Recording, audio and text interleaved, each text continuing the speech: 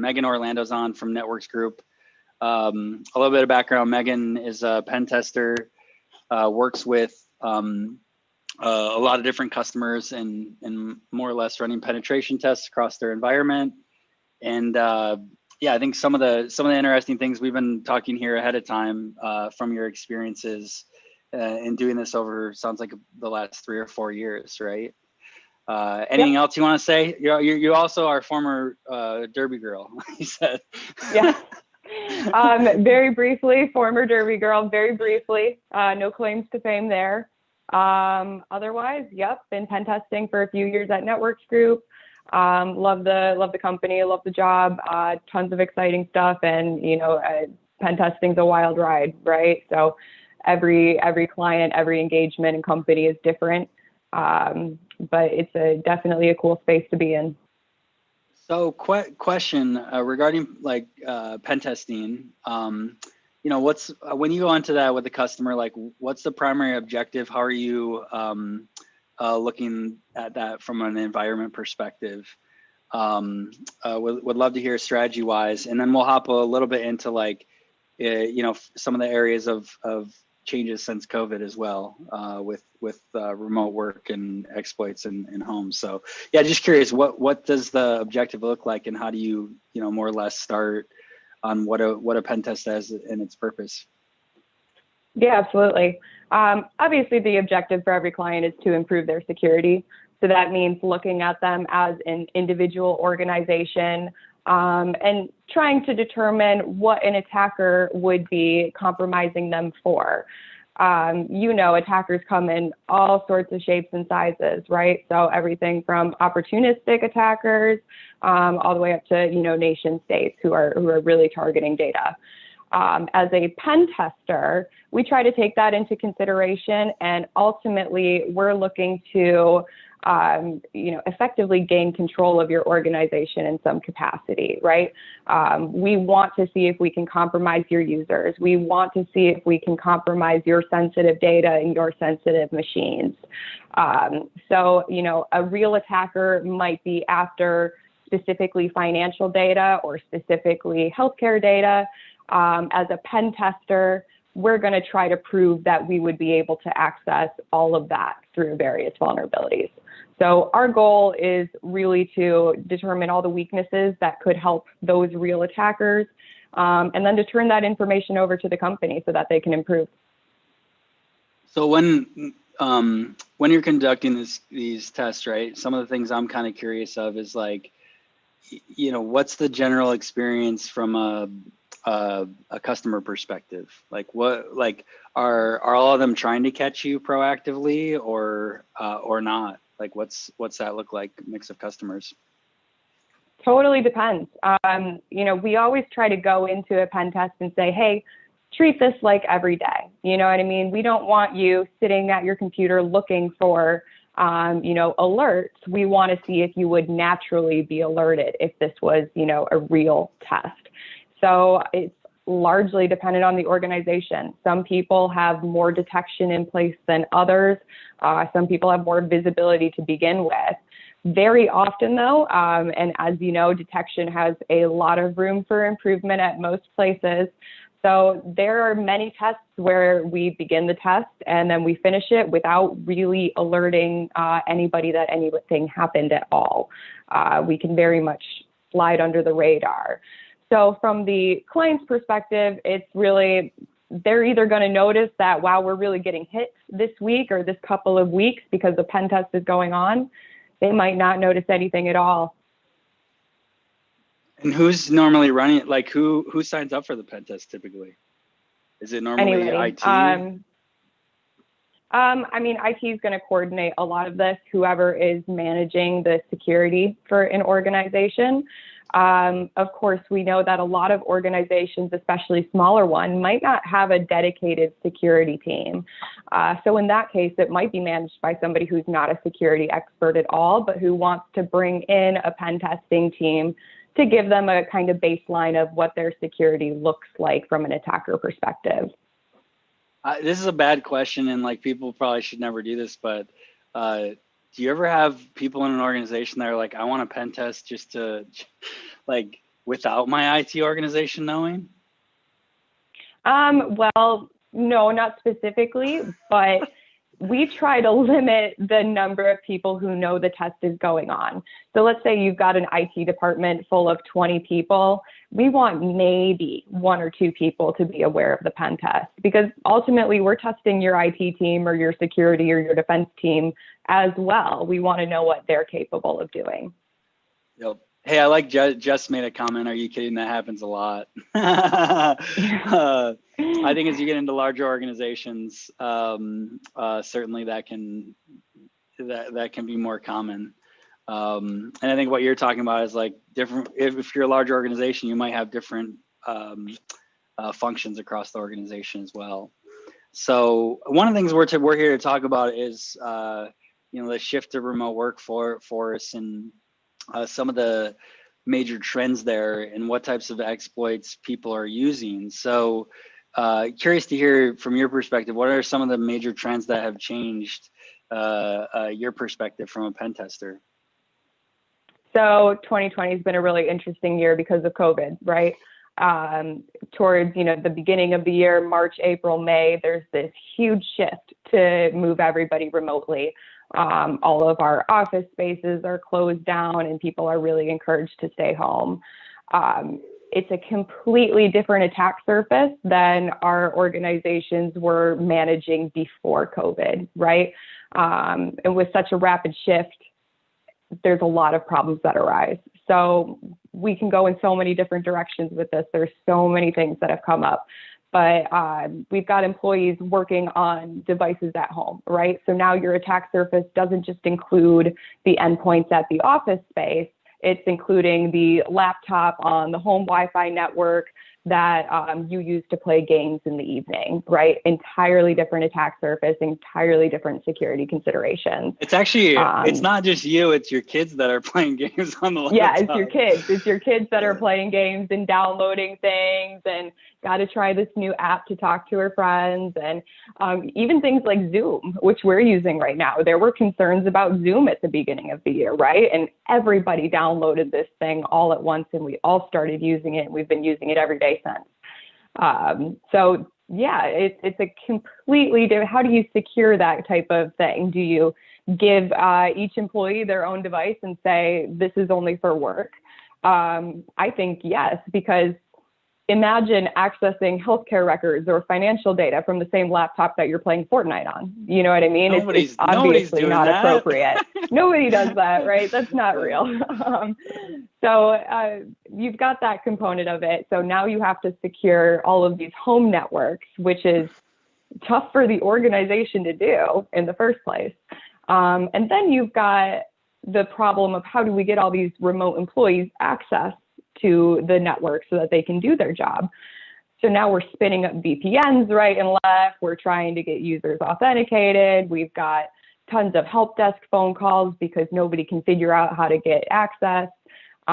So again, another component of attack surface, new services getting spun up for remote workers, for the remote workforce right and left.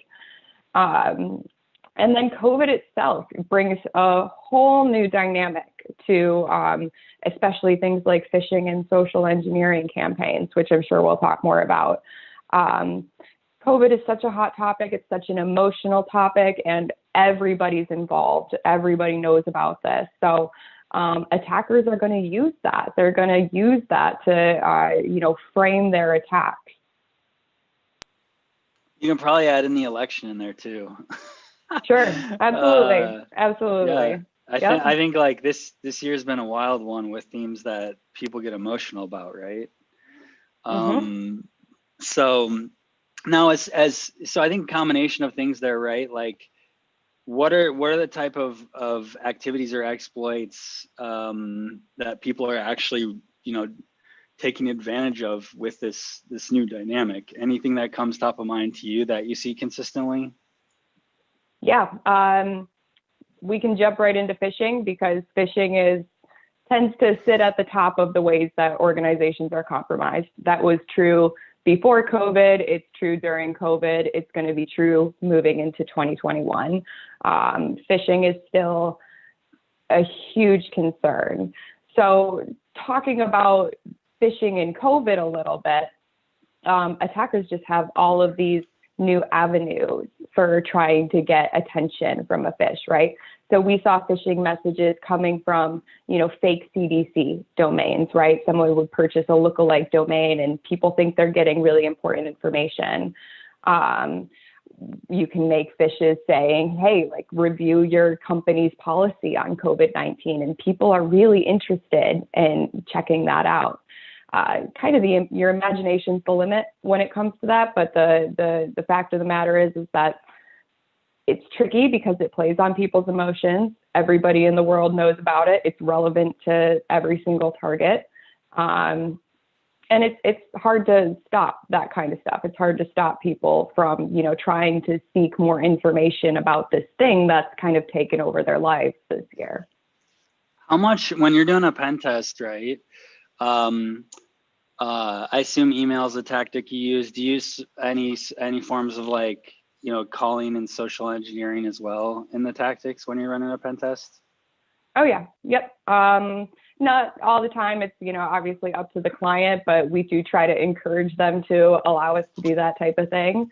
I can give you some examples. So we might just make a phone call to a help desk and say, hey, I need my password updated, right? That's a pretty basic one. Most organizations have some kind of security question verification. The biggest problem I see is when those questions are weak, right? What's your birthday? Okay, well, that's public information. What's your job title, right? Okay, well, if you have a LinkedIn or anything, that's also public information. Questions like that aren't really too difficult to discern all the time. And to pull it one step further, if I've already infiltrated your organization and I have some, information that's stored in Active Directory, like maybe your phone number or what department or who your manager is, sometimes that's available. I can leverage that as well. One that I really like doing. Go ahead. Oh, go ahead. I want to hear. I was going to give you one more example, which is instead of trying to get a password change, I particularly like trying to get Duo, like two-factor authentication, changed to my phone number. Let's say you've got two-factor in place. You're doing really good things for security. You're awesome. I've compromised your password, but I still can't log in because of two-factor, right? If I call your help desk and, I know my password, I just got a new cell phone. I need to switch it over to the old number. Can you help me out with that?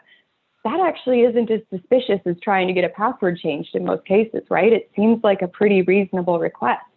So we've had success with that before too, doing sort of a very manual Duo authentication bypass, just calling up and got a new phone. I was about to say, and this is funny because if anybody that doesn't know, I spent 8 years at Duo helping build the product. Mm-hmm. Duo specifically are all MFA. That's all MFA for the most part. There's some exceptions, and I can hop into details there. But yeah, I mean, people would configure bypass on users because the CEO didn't want to use two-factor, right? But I was reading Reddit, I think earlier this week when I was doing some research on pen testing, and I love the technique where the person called in and was like, "Hey, I need you to get this code for me real quick from your phone because I have to fix something in IT and I need the code in order to do that." So they actually called the user themselves, and they were like, "Okay, here's the 6-digit code," and the person's like, "Hey, and don't log into Citrix for the next 2 hours because we're working on fixing it." And like, to me, it's kind of popped in my head similar to you. It's like, this is the human element, right? Where, people make a choice that results in a compromise of an account, right? And so that wasn't even targeting the IT organization. So if you haven't tried that one, you should. What they did is they saw the last 4 digits of the phone number was provided via the frame when they logged in. Yeah. And then they went and did a reverse lookup on the last 4 digits of that person somehow. and came up with a full phone number so they could just call them. So yeah, I think these are techniques and tactics that people overlook a lot of times. Ideally, right, like maybe you're not providing an SMS code and you're providing an out of band option like push, but still, like, you could call someone up and say, like, I know that green key you push when you log in. Can you do that for me? So it's one of those things where you really got to think, how do you actually solve for that problem? And I do think like U2F, and are you familiar with U2F at all, with the FIDO keys? Like a YubiKey, with like for a instance? Physical device instead. Yeah, YubiKey. Yeah, like sure. that requires it to be tied to the actual physical device. So you can't let someone else log in remotely via giving you a code or pressing an accept button, if that makes sense. So that's a good technique or tactic. Sorry, I'm getting into prevention on the Duo side. Nope, it's good. It's good. All things to be considered. Yeah, I think in general, like security products, right? It's like they're great for their intended purpose, but a lot of times misconfigurations are what get in the way of success from a security perspective. 100%. Yep. Hey, on that topic, any other common misconfigurations you see that leave people open and vulnerable? Oh, well, there's such a long list, Patrick. It's such a long list. It's never just one thing. We talked a little bit about phishing. That's never going to go away. Passwords, right? So put 2FA aside for a second.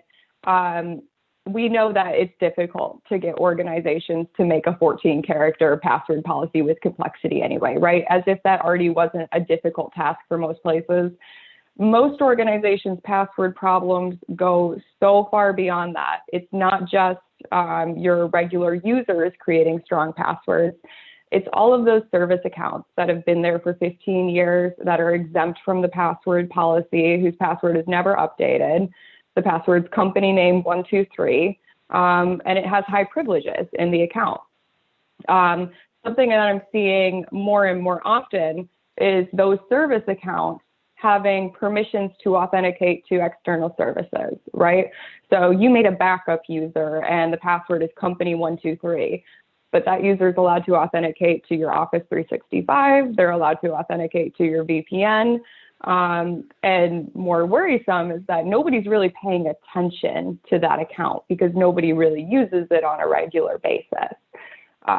So passwords beyond just your password policy, beyond just your users, really diving deep into all the passwords you use for your domain account. That's a big one. We're seeing move to cloud services with COVID and the remote workforce. We're seeing just more remote solutions, more VPNs, more remote applications pop up all over the place. So you have the same issues with new infrastructure that you always did, right? Are you patching it properly? Does your VPN have end-to-end encryption? Do you have 2FA in place for all of these sensitive services? So I don't know if you want to pull out any of those specifics and dive a little bit deeper into those. I think that aspect of the cloud app side, right? Things like Azure AD, Office 365,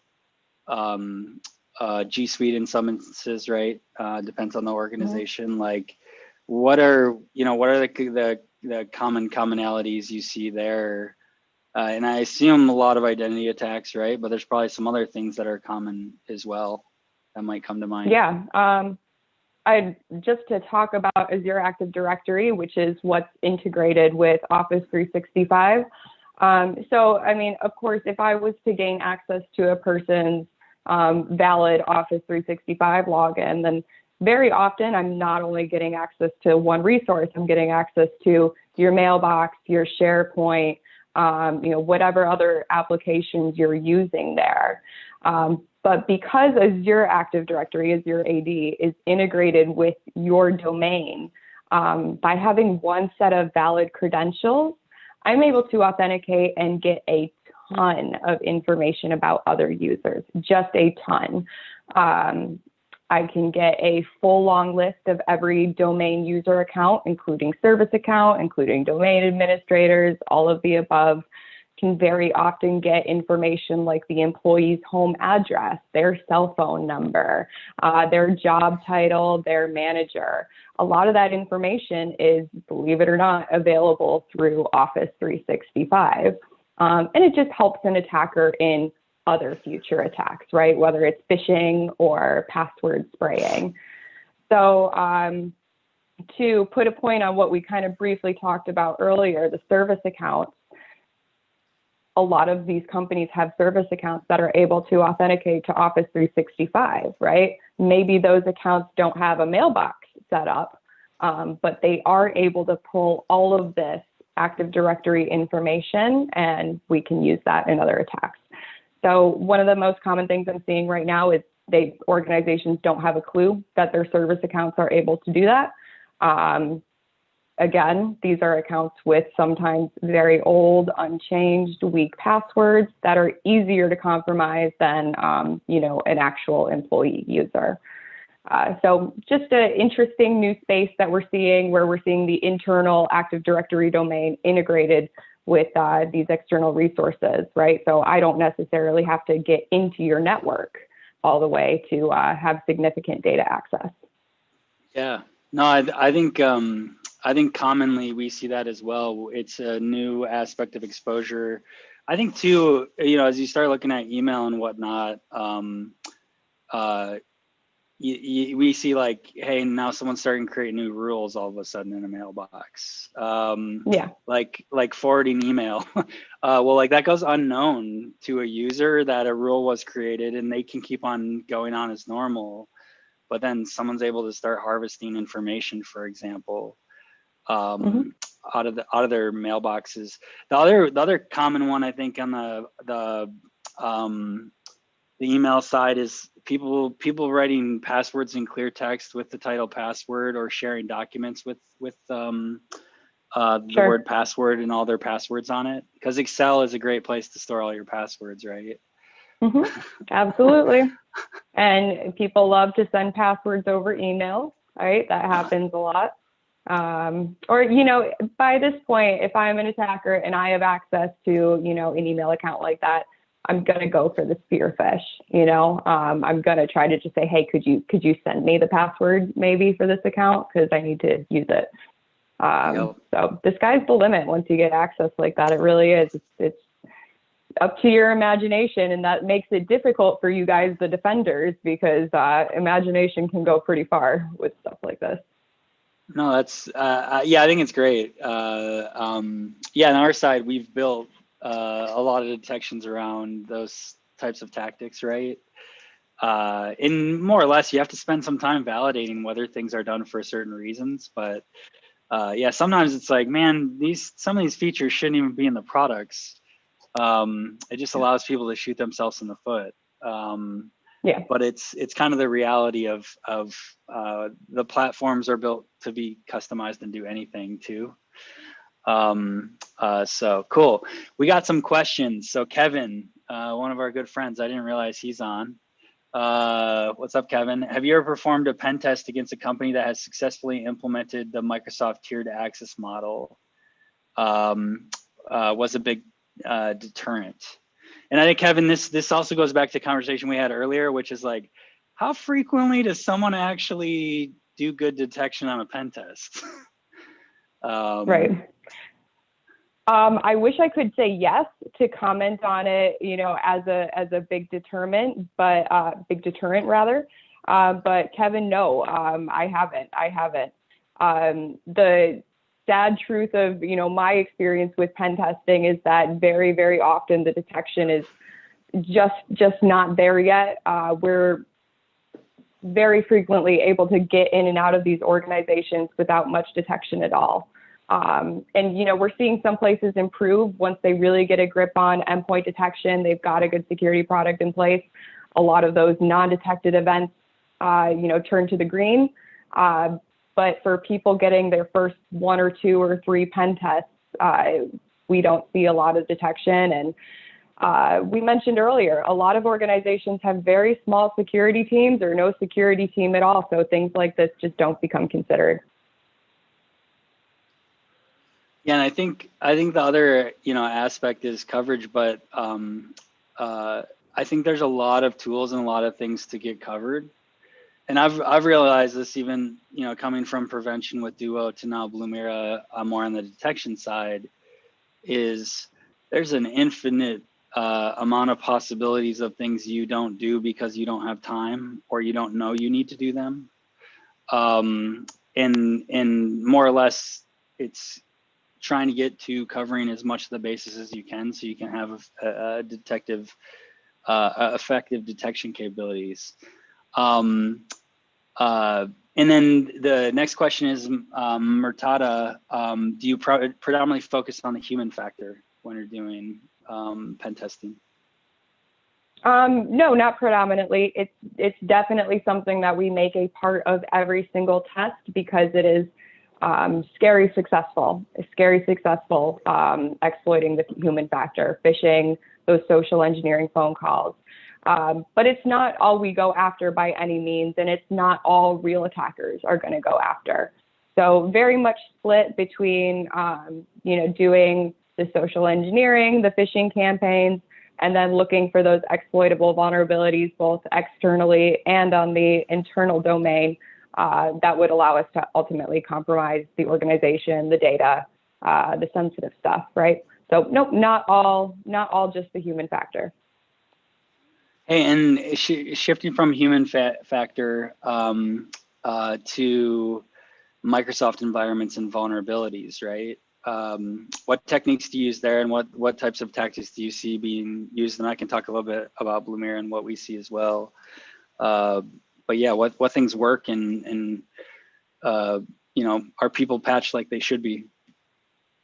Sure. So we'll talk about two things, I think. So there's patchable vulnerabilities, and then there's vulnerabilities just from, a poorly configured domain, right? So we would call that living off the land when we're just exploiting Active Directory permissions. Maybe we've got users that have too many permissions, things of that nature. So we still see a lot of that, where even if you've got a fully patched environment, you're awesome at applying patches, you've still got maybe permissions issues with your users, and we're able to, escalate privileges and compromise other machines that way. A big part of what we do is just looking at your Active Directory structure, the users, the groups, the permissions, and seeing if there's any inherent weaknesses there. But of course, patch management is huge. I think we've all had a big reminder of that this year with a couple months ago, the zero logon vulnerability. It's CVE 1472. And it was, listed by Microsoft as a 10. It's a critical. But for a few weeks there, it wasn't really given a lot of fanfare. There was a patch available, but Microsoft didn't really come out and, ring the bells and raise the alarms. But I want to call out this one specifically, the zero logon vulnerability, because this is a huge issue. And when this is unpatched right now, it can be devastating to organizations. We can talk a little bit about what it does and how attackers could use it. But so there's really a couple of different components to it. There's the living off the land. Are you secure by default? Are you using least privilege with all of your user accounts? Do you have a grip of, all your users and the service accounts? And then there's keeping your machines well patched, up to date, so that we can, hopefully just not be vulnerable to some of these critical Microsoft issues. Yeah, I think it's interesting, right? Like, time and time again, what we see is people don't patch, like you said, and they're vulnerable to these things, and they don't have much of any detection to actually know they're going on. I think that also extends to the misconfiguration side.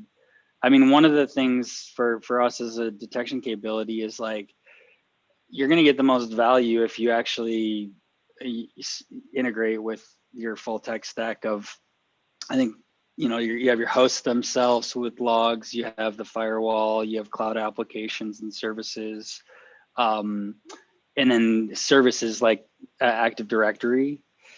And I think it's kind of interesting, but like we time and time again end up deploying POCs, and pretty quickly we find like, hey, a bunch of service accounts that are failing, a bunch of misuse from a service account perspective, RDPs on the internet. Oh, hey, someone ran an exploit because your Windows server isn't patched, right? I would say 50% of the time in the first week or two, we're detecting several of those different techniques or tactics, and it's not a pen tester. And then other things are like password spraying, where people are, you know, trying to get access via random credentials, or maybe not random even, right? Maybe they're stolen credentials that are being used to try and infiltrate and get in, and that happens on both the cloud side as well as the VPN, anything public facing side as well. So Kevin asks, would you recommend any other tools to review AD permissions or attack paths? Bloodhound, Ping Castle are examples. You got it. Bloodhound is an amazing tool. That's what I use a lot of the time. You know, it would be nice if there was just a tool that would spit out all of your weak permissions, but you really do have to have somebody who's just taking a look at these types of things. So as a pen tester, you know, I can only do so much for an organization. They know their organization best. You know your organization best. I don't have the ability to say, hey, this user has too many permissions unless it's glaring. But it's amazing how often I see things like, the entire domain users group has been granted RDP privileges to 50 machines, right? That happens. The entire domain users group has local administrator access over a Windows XP device that we never got rid of. That happens. So as long as you're continually examining those things, as long as you're continually going through, trying to trim up the Active Directory groups, trying to get people out of administrator, you know, groups with administrator privileges, it's something that I think organizations have to just make a part of their Active Directory hygiene and keep doing it regularly, right? Can't just do it once and forget about it. Yeah, I think one of the things on my side with a Blumira perspective as well is, you know, things as simple as like when we deploy an Active Directory, the look on people's faces when they see the number of like attempted lockout account or attempted password attempts that failed on certain accounts, right? And it's just like, well, like you can see the look on their face, like we never knew any of this was happening. And so I think part of it kind of on your side, like you mentioned, hey, most people don't detect much of anything. It's a real reality that they don't even have visibility into much of any of that going on. And so I think there is a combination, like we're always encouraging people like, hey, get these data sources in, because number one, you're not going to get any detection if you don't have the data sources in where these target rich things are, like VPN, Office 365, Azure, Active Directory, I don't know, actually EDR, Umbrella, all that fun stuff. But yeah, second is actually going in there and then starting to understand, hey, there's room to improve hygiene and make changes here. I think the logic a lot of times are like, oh, I don't want to change a service account password because that's going to break the service. Is probably the number one reason why that's still the same password. So yeah, I fear about 10 years ago, I worked for a company that no longer exists, NetArcs. They got acquired. And we managed 800 sites across about 100 customers globally.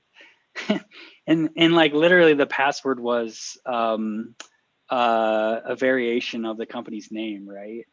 And I still to this day, I'm like, I bet I could probably go and get remote access with this password, right? To this day in some of those accounts, because that is the reality. Is you kind of mentioned the company name 123 being very, very frequently used for administrative type of accounts. So all variations, just an example, but that's exactly what we look for when we're password spraying, right? We're not going to guess your super complex password through spraying. We're going to try company exclamation point, company 123. What are we in winter 2020 right now? I guarantee you there's a million people in the world using that password. COVID-19. So that's the type of stuff that we're looking for. COVID-19. Yeah. I always tried, you know, the two candidates' names 2020, right? Because some people are enthusiastic about that.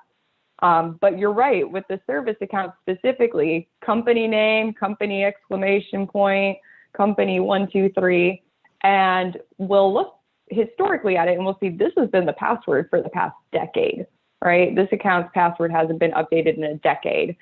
Nobody even is paying attention to this account on a daily basis. And sometimes those service accounts have such massive privileges that, you know, they can do some serious damage, right? You might have all of your regular employees' permissions pretty well locked down, but your service account with the decade-old password that hasn't been changed, and nobody pays attention to that stuff, unfortunately. And for IT teams, service account, it's a big task. It's a big task to kind of manually go through all of those accounts and try to come up with not only updating them in the moment, but a procedure for updating them in the future, right? Yep. I have another question that I overlooked earlier. Murtada asked, do most organizations have a SIM? And maybe you have a perspective and I have a different perspective. And I think for me, it depends on a few things. The smaller size the organization is from an IT organization perspective, the less likely they are to have a SIM. Yeah. I think most smaller organizations don't have a SIM because of the complexity that traditionally has been associated with it. And of the people that have SIM, about 75% of the SIM deployments fail because of the complexity of the requirements in knowing what rules to implement, what threat intelligence to correlate, what data to collect. And so when you leave all these questions open, you have to have I think it's funny, but it's more or less like someone needs an MBA in SIM deployment to be able to be successful, which is a lot of what our value proposition is around. But yeah, sorry, Murtada was asking you, not me, from perspective of what percentage of pen testing customers end up having a SIM. Oh, you're all right. I think you hit the nail on the Murtada, head you're there. Cool. He said sorry. I like it though. I think you hit the nail on the head there. You're right that most smaller organizations who, like we said, they hardly have a security team, if they have a security team at all. They're much less likely to have ever, you know, done something like implement a SIM. But I think the larger point is that of the organizations that do have them, so many of them are not configured properly. They're not really being used adequately, or even the people who are supposed to be, you know, working with this type of stuff, they're not experts, you know what I mean? And they've got other work to do as well, right? So I think that's exactly where, you know, it really takes a detection expert at every organization to be able to handle this type of stuff. And most organizations are not going to be able to, you know, hire for that. So that's where a team like Blumira kind of comes in, right?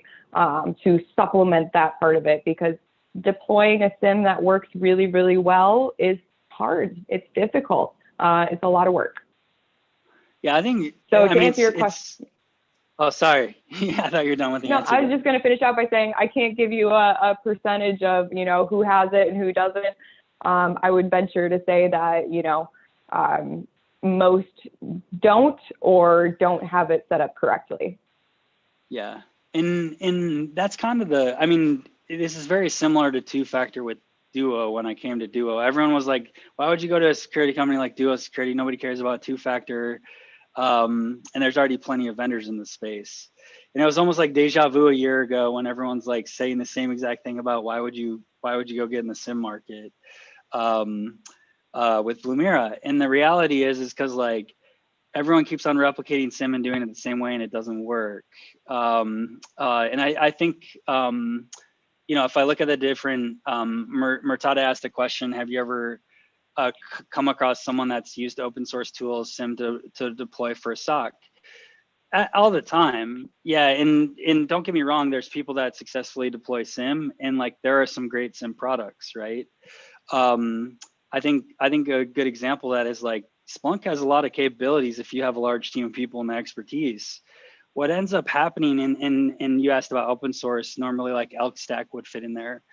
What happens is normally a person or two people in the small to mid-sized organizations go and try and deploy their products.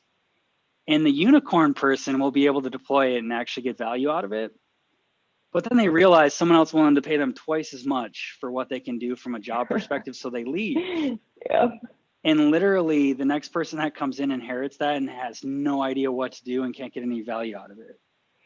And it basically just falls over on its side, right? And so I think that's more or less the take of like, can these products be successful? Yes, and they can actually have a ton of value.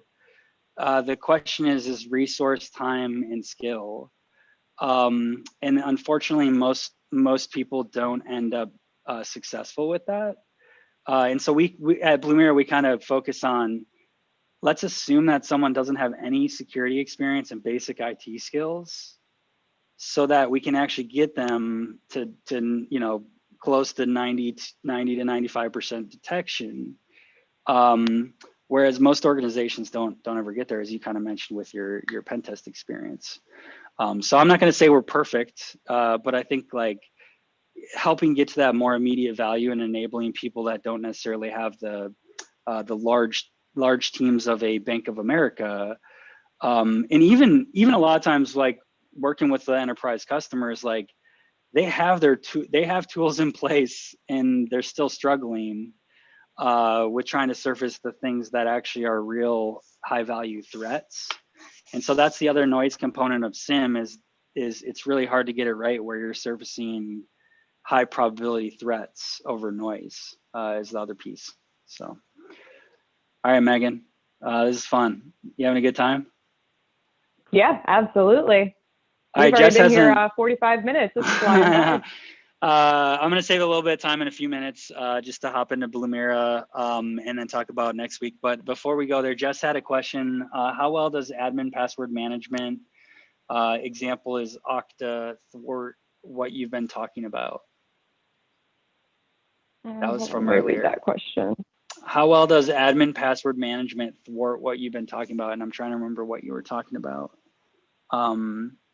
But I do think, and I think what might be here is the aspect of using Okta for like external services, maybe.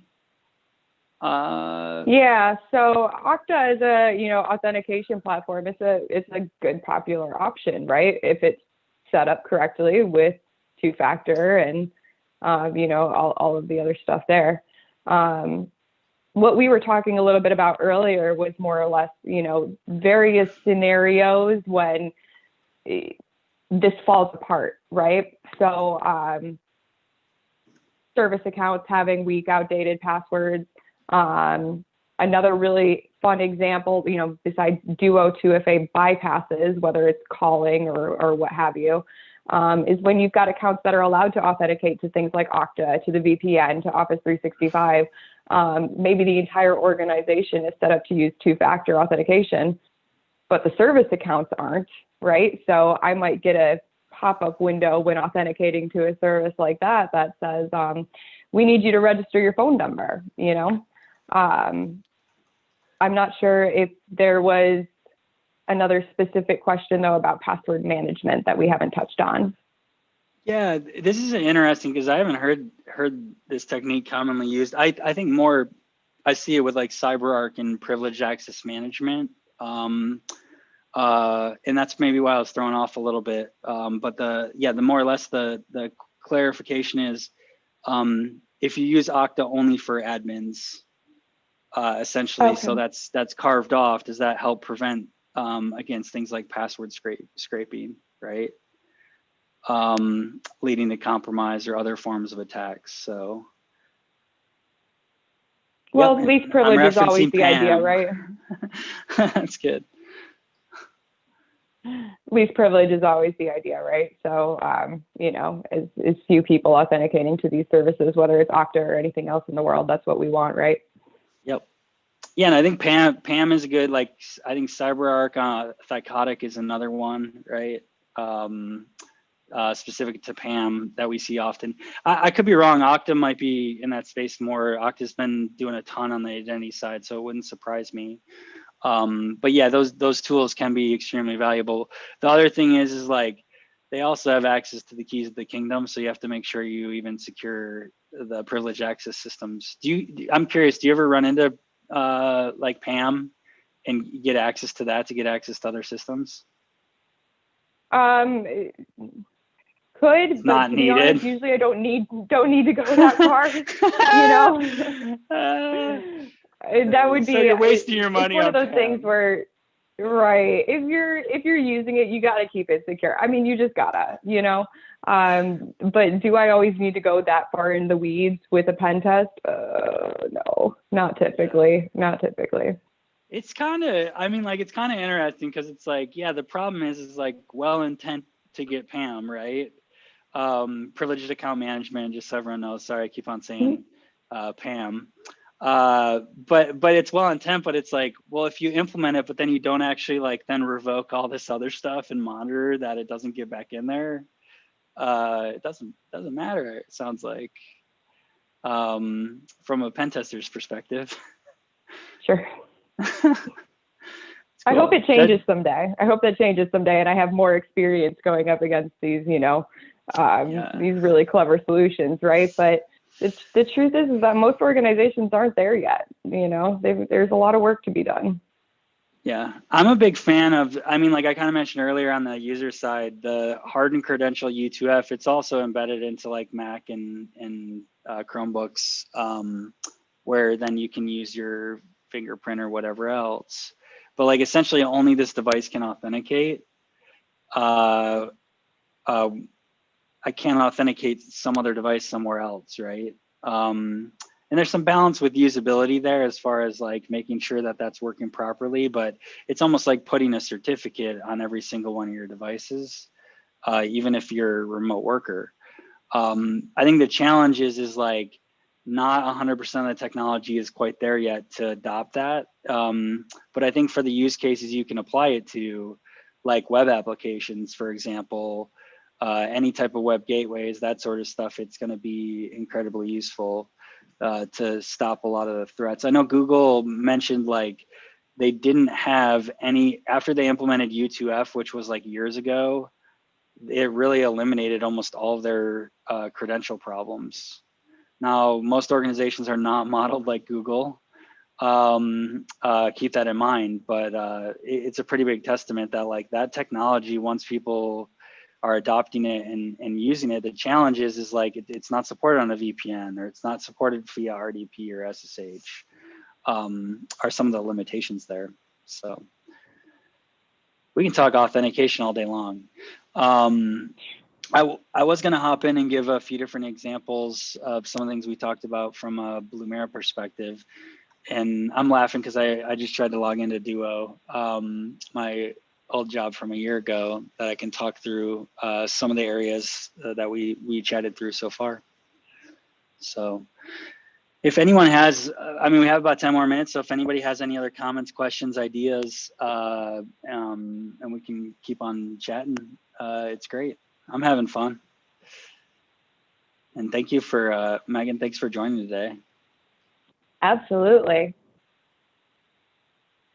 I'm almost to sharing my screen.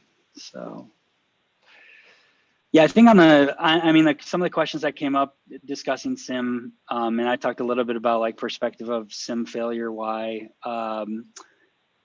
Particularly a few different things. One of the reasons I came here was the fact that it's like, it is extremely difficult to get SIM operational and get value out of it. And some of the first people I talked to about getting in the space were like, yeah, we have 2 to 3 security analysts just responding to false positives. For example, like that's not a great place to be.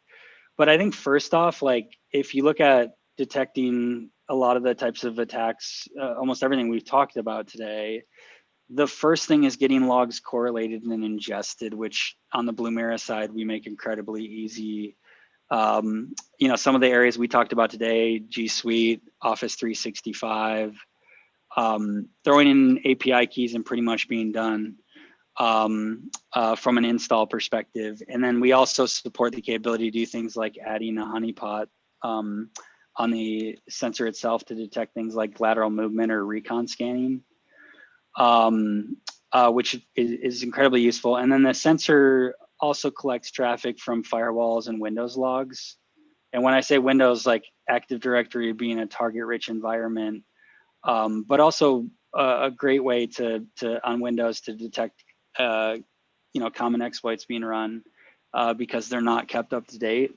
And I will say it's like I know organizations that are still running Windows 2003 or Windows 2000, and they're not proud about it, but they have an industrial control system that's 30 years old or 20 years old, and it would cost them tens of millions of dollars to upgrade, right? And so I kind of say that it's like that's the reality of the real world in some cases. Most organizations or all organizations should patch and be up to date, right?